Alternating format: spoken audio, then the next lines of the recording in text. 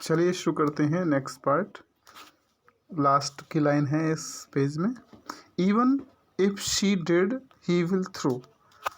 अब वो बच्चे कहते हैं कि भाई अगर उसकी मदर, यहाँ पर पहले आपको पता है कि उसकी मदर, वो लड़का कहता है कि भाई, जब उस लेखिका पूछती है कि भाई तुमने चप्पल क्यों नहीं पहनी है, तो वो कहता है कि मेरी माता उन्हें अलमारी से नीचे ही नहीं उतारती। तो और बच्चे कहते हैं कि इवन इफ शी डिड, अगर वो ऐसा कर भी देती, ही विल थ्रो, तो इन्हें फेंक देगा।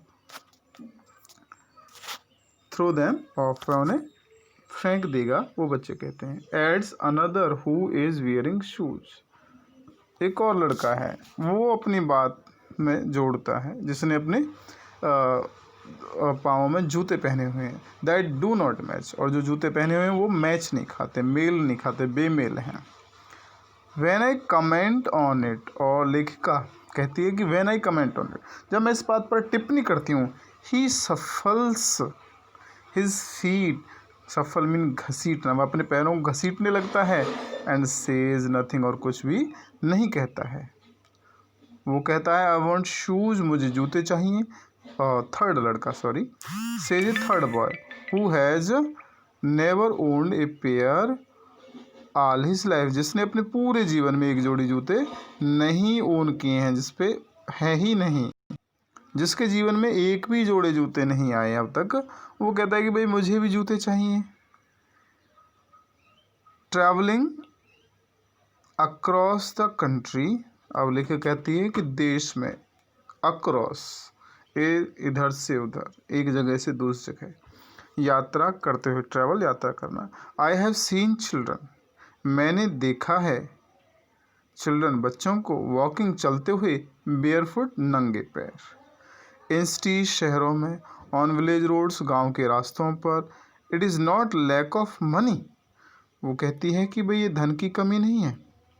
It is not lack of money but a tradition, परंतु एक ट्रेडिशन है, एक परंपरा है। To stay barefoot, barefoot mean नंगे पैर, नंगे पैर रहने की परंपरा है। इज वन एक्सप्लेनेशन, ये एक व्याख्या है। वो कहती है कि लोगों की एक व्याख्या है, लोग बताते हैं कि भाई नंगे पैर क्यों, भाई ये तो ट्रेडिशन है, परंपरा है नंगे पैर रहने की, इसलिए नंगे पैर रहते हैं।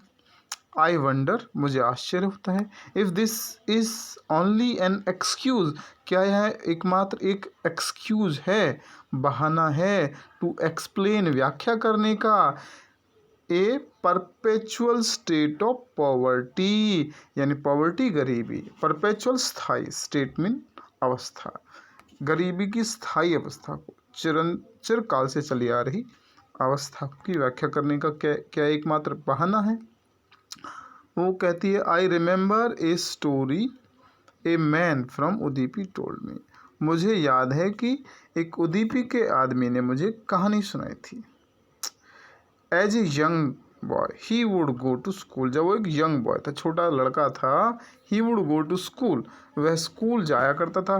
पास्ट एन ओल्ड टेम्पल, एक पुराने मंदिर के पास से गुजरकर।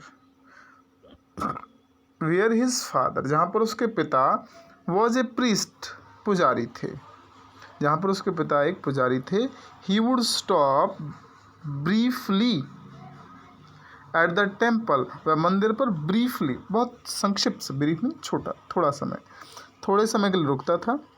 एंड प्रे, और प्रे किया करता था, पूजा किया करता, प्रार्थना किया करता था। For a pair of shoes, एक जोड़ी जूतों के लिए। 30 years लेटर, 30 साल बाद। आई वॉच्ड हिज टाउन, मैंने उसके कस्बे को देखा। एंड द टेम्पल, और मंदिर को देखा। Which was now drawn in an air, air यहाँ पे ऑफ डिसोलेशन, जो डिसोलेशन, सोल मीन आत्मा, डिसोल जिसमें, जहाँ पर कोई भी नहीं रहता हो, तो वो निर्जन कहेंगे। वो निर्जनता के हवा में डूब गया है, वो निर्जन मतलब वो स्थान पूरी तरह से निर्जन हो गया है, वहाँ पर कोई नहीं रहता है। बस वहाँ मंदिर में, उसके पीछे बैकयार्ड में, पिछवाड़े में, where lives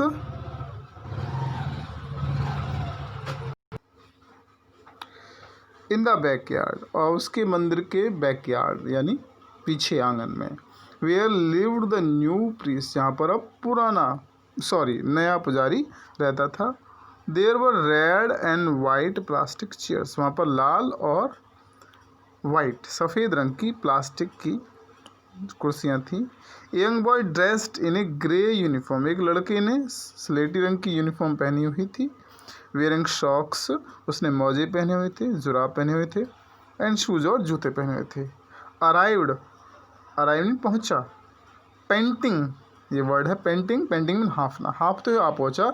and through his school bag on A folding bed, और उसने एक फोल्डिंग बिस्तर पर अपना स्कूल का बस्ता फेंका। लुकिंग एट द बॉय, उस लड़के की तरफ देखते हुए, आई रिमेंबर्ड, मुझे याद आया, the prayer another boy had made, वह प्रार्थना याद आई जो दूसरे लड़के ने की थी। टू द गॉडेस, उस देवी से, when he had finally got a pair of shoes, और तब आखिरकार उसे एक जोड़ी जूते मिल भी गए थे। क्या प्रार्थना थी? Let me never lose them, उसने कहा था कि भाई मैं कभी नहीं खोऊंगा उन्हें। The goddess had granted his prayer, और देवी ने, जो उस मंदिर की देवी थी, उसने उसकी प्रार्थना को ग्रांट कर दिया था, पूर्ण कर दिया था।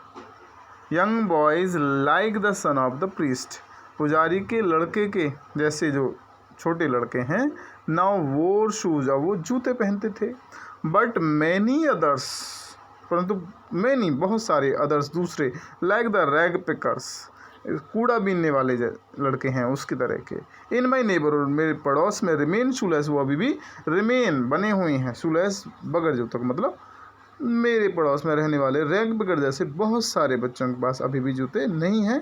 बाकी जो पुजारी के लड़के जैसे बच्चे हैं उनके पास जूते अभी हैं। माई एक्वेंटेंस, मेरा एक्वेंटेंस इन परिचय, with the bare foot rag pickers, नंगे पैरों वाले कूड़ा बीनने वाले लड़कों से, जो मेरी पहचान है। लीड्स मी टू सीमापुरी, ये पहचान मुझे सीमापुरी ले जाती है। ए प्लेस, ये एक स्थान है, ऑन द पेरीफेरी, सीमा पर, ऑफ दिल्ली, दिल्ली की सीमा पर यह स्थान है। Yet miles away from it, फिर भी यह दिल्ली से मीलों दूर है। मेटाफोरिकली, रूपक तरीके, प्रतीकात्मक तरीके से बात करी जाए तो, यानी देखो दिल्ली में है लेकिन नहीं है, यानी दिल्ली एक मेगा सिटी है, उसमें डेवलपमेंट है, उसमें लोग अमीर हैं बहुत ज़्यादा, लेकिन ये जो सीमापुरी में जो ये लोग रहते हैं ये बहुत गरीब हैं। एक अमीर शहर में गरीब लोग हैं ये, यानी दिल्ली में रहते हुए दिल्ली से बहुत दूर हैं, उसकी चमक दमक से बहुत दूर हैं। Those who live here are squatters, जो लोग यहाँ पर रहते हैं वो सभी के सभी स्क्वाटर्स हैं। स्क्वाटर होते हैं जो अनधिकृत तौर पर बस जाते हैं, प्रवेश कर जाते हैं किसी जगह पर। हु केम फ्रॉम बांग्लादेश, ये जो लोग हैं वो बांग्लादेश से आए थे। बैक इन 1971, 1971 में। Sahib's families among them, Sahib का परिवार भी उनमें से एक है। Seemapuri was then a wilderness, Seemapuri उस समय वाइल्डरनेस था, वीरान जगह थी। इट्स स्टिल इट, यह अभी भी है, but it is no longer empty, परंतु खाली नहीं है, अब ये खाली नहीं है।